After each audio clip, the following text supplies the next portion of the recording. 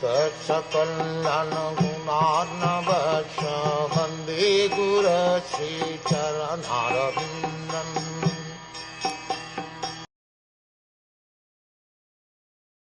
From him only, all our kingly opulence, good wives, lives, progeny, control over our subjects, victory over our enemies, and future accommodations in higher planets have become possible.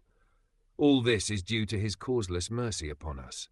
Material prosperity consists of a good wife, good home, sufficient land, good children, aristocratic family relations, victory over competitors and, by pious work, attainment of accommodations in the higher celestial planets for better facilities of material amenities. These facilities are earned not only by one's hard manual labor or by unfair means, but by the mercy of the Supreme Lord. Prosperity earned by one's personal endeavor also depends on the mercy of the Lord. Personal labor must be there in addition to the Lord's benediction, but without the Lord's benediction, no one is successful simply by personal labor. The modernized man of Kali Yuga believes in personal endeavor and denies the benediction of the Supreme Lord.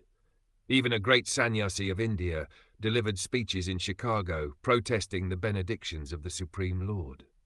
But as far as Vedic Shastras are concerned, as we find in the pages of Srimad Bhagwatam, the ultimate sanction for all success rests in the hands of the Supreme Lord.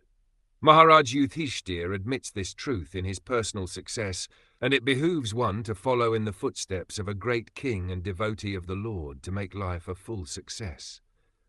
If one could achieve success without the sanction of the Lord, then no medical practitioner would fail to cure a patient.